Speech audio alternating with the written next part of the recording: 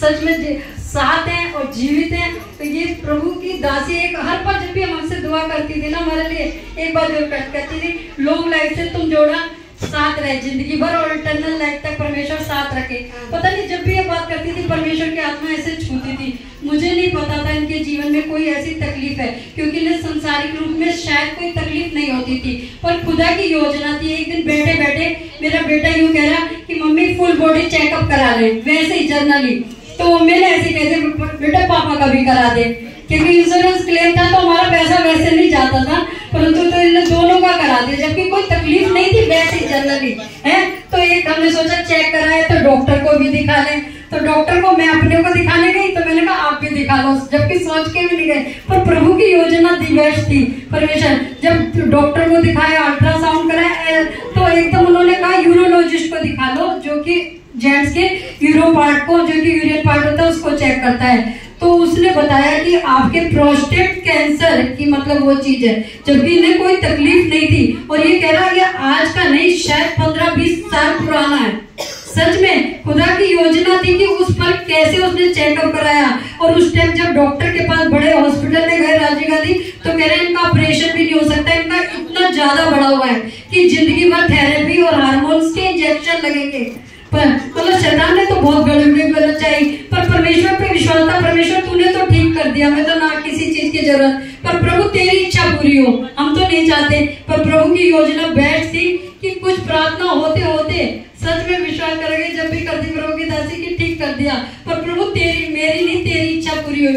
तो राजीव गांधी हॉस्पिटल जब गए तो इनका प्रोस्टेट कैंसर मतलब 15 बहुत ज्यादा होता है, 0 पॉइंट पे आ गया, इतना श्रिंक कर दिया कि डॉक्टर ने खुद कहा कि ये तो आराम से ऐसे निकल जाएगा। और सच में जब निकला, वो डिब्बे में देखा, साइड को जैसे फोटो खींचने गया तो वो बिल्कुल सड़ चुका था।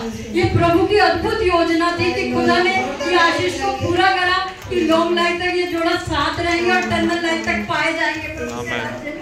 कि आज हम सब साथ हैं और जीवित हैं, और इससे भी बढ़कर इस साल की प्रभु ने आशीषित करा, मुझे नाना नानी बनाया, कि जो असंभव काम था कि सिस्टर यूं कह रही थी, और मैंने कभी नहीं कहा कि सिस्टर इस चीज के लिए प्रभु पास्टर जी सॉरी सिस्टर बोल जाते हैं कि प्रार्थना कर दो। उन्होंने उस दिन अपने आप प्रार्थना करी कि तुम्हारे वंश को बढ़ाने जा रहा परमेश्वर। तो मेरे बेटा जमाई मतलब केरला जा रहे थे उन्हीं दिनों में, तो परमेश्वर ने कहा ना जैसे तुझे आशीष मिली तो आगे ट्रांसफर कर दे। तो मैंने कहा बेटा तुम 2 से 3 होके आ रहे हो, जबकि डॉक्टर ने IVF ऐप का बोल दिया था कि ऐसे नहीं हो सकता। बच्चों ने 2-2.5 साल तक खुद नहीं चाहा, उसके बाद चाहा तो ऐसा बोल दिया। तो कई बार रोती थी मम्मी ऐसे तो मैं वो नहीं है कि परमेश्वर मेरे पर से वो उठा लेगा, पर उसके आंख के आंसू शायद वो इतना नहीं दिखाती हो, दिल पे मारे पड़ते थे। मैंने कहा परमेश्वर चाहे वो बहुत सी गलतियां वो भी और हम भी करते हैं, पर तू तो उस गलतियों को तू तो जैसे कि आज का वचन था कि वो तो धर्मी अधर्मी दोनों में मेरे बरसाता है पिता परमेश्वर। प्रभु एक के विश्वास से तूने काय कराना, अगर कोई विश्वास में कमी है तो उस विश्वास को भी तू ही बढ़ा पिता। और सच में जब वो केरला से आई तो परमेश्वर ने उसकी घर को आशीषित कर दिया। और सच में 12 जुलाई को परमेश्वर ने बहुत ही प्यारे अभिषेक बेटे से बेबी बॉय से ब्लेस करा पिता परमेश्वर। सच में वो जब जैसे जैसे प्रभु का वचन है ना कि जैसे जैसे वो शरीर में लोग मांस में बढ़ेगा, वो आत्मा में भी उतना बढ़ेगा।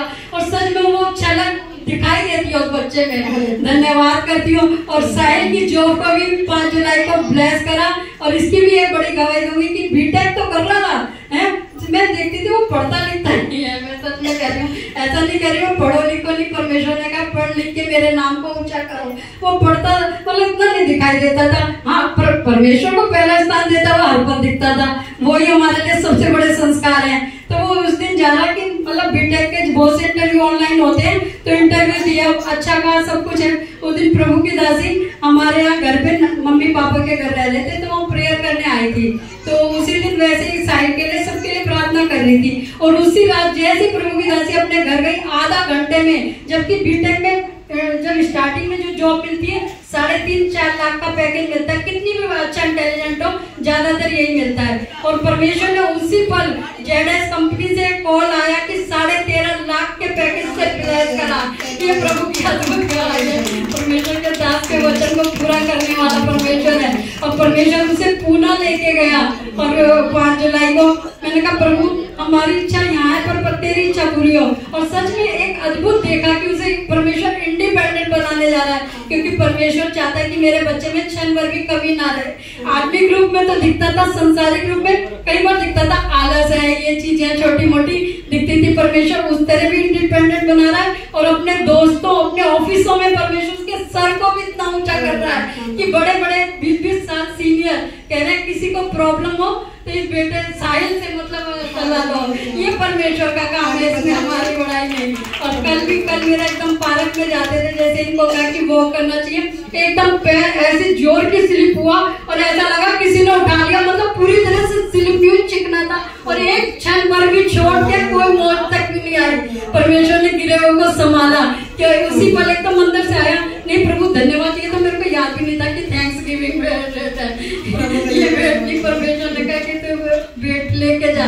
और आने वाले वक्त में परमेश्वर बहुत अद्भुत है। और सबसे बड़ी इनकी गवाही क्या होगी, ये कैंसर भी एक आशीष का कारण बना कि शायद ये अपने मुंह से कहते तो बहुत अच्छा होता कि जीवन को परिवर्तित करा।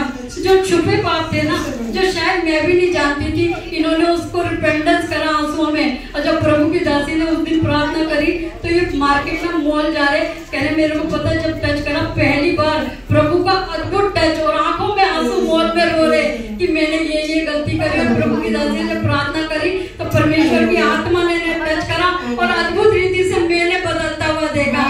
सारी महिमा प्रभु को मिले।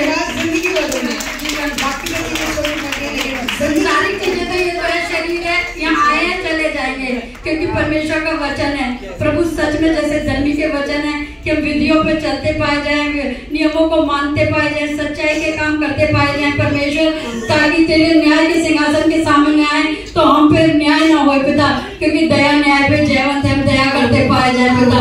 ऐसा होने पाए पिता परमेश्वर, हम सबके साथ और हमारे मिलने जुलने वालों के साथ भी प्रभु धन्यवाद करते हैं। इस थैंक्स भेंट को परमेश्वर तुझे ही समर्पित करते हैं, क्योंकि सारा आदर महिमा आपको देते हैं। और इस प्रार्थना को यीशु के नाम से मांगते हैं, आमीन।